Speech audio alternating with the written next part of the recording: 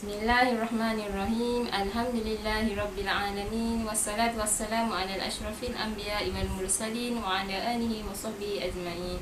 Assalamualaikum warahmatullahi wabarakatuh. Saya ucapkan kepada pihak pengajar program iaitu Jabatan Hal Ehwal Agama Terengganu dengan kerjasama pihak UNIZA kerana sudi menjemput saya menyampaikan ceramah ini bersempena dengan program kursus pra perkahwinan Islam.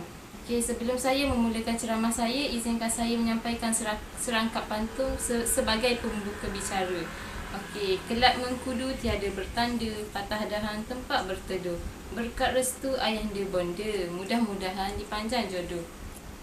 Okey, hadirin yang saya hormati sekalian, pada hari yang mulia dan barakah ini, saya ingin mengupas berkenaan tajuk asam garam dalam perkahwinan. Okey, seperti yang kita tahu bahawa perkahwinan ini merupakan suatu perkara yang tidak boleh diambil remeh kerana ianya merupakan satu amanah bagi seseorang lelaki dan juga banyak tanggungjawab yang perlu dipikul oleh setiap pasangan yang bakal melayari bahtera rumah tangga ini. Okey, sebelum saya meneruskan bicara saya dengan lebih lanjut, izinkan saya memperkenalkan maksud sebuah pernikahan itu sendiri. Okey, nikah dari segi bahasa bermaksud himpun, kumpul atau cantum. Manakala dari segi istilah syarak pula ialah ikatan yang menghalalkan pergaulan antara lelaki dan perempuan yang diharuskan berkahwin.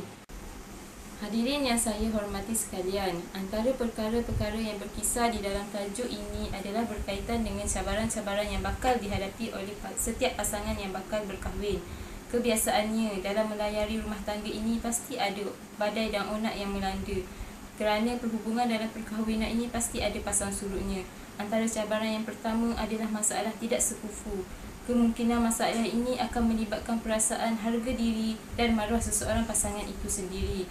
Rasulullah SAW pernah bersabda yang bermaksud, "Inilah tempat yang baik untuk meneruskan keturunanmu dan kahwinkanlah mereka yang sekufu dan kahwinilah dengan mereka." Riwayat Al-Hakim. Hadirin yang saya muliakan sekalian, cabaran yang kedua adalah faktor kewangan, di mana seperti yang kita sudah sedia maklum bahawa setiap pasangan yang bakal melayari bahtera perkahwinan ini akan mengalami masalah kewangan kerana ekonomi masih belum stabil. Oleh itu, wajarlah setiap pasangan ini harus memberikan komitmen terhadap tanggungjawab masing-masing supaya dapat meringankan beban antara satu sama lain. Cabaran yang ketiga yang ingin saya bawakan adalah faktor salah faham, di mana sebahagian besar pergaduhan antara suami isteri ini berpunca daripada masalah komunikasi. Apa yang boleh saya simpulkan di sini bahawa setiap pasangan itu perlu menanam sifat memberi ruang kepada rasional dan emosi bersesuaian dengan peranan dan tanggungjawab yang diberi ilahi. Cabaran yang keempat yang ingin saya bawakan adalah berkaitan dengan rutin, gaya hidup atau masa. Okey, ketiga-tiga aspek ini akan berubah apabila seseorang itu telah berkahwin. Misalnya, ketika kita bujang, kita hanya bertanggungjawab kepada diri kita sendiri. Namun, apabila berkahwin, tanggungjawab itu semakin bertambah. Ianya memerlukan pengorbanan dari pasangan suami isteri itu sendiri.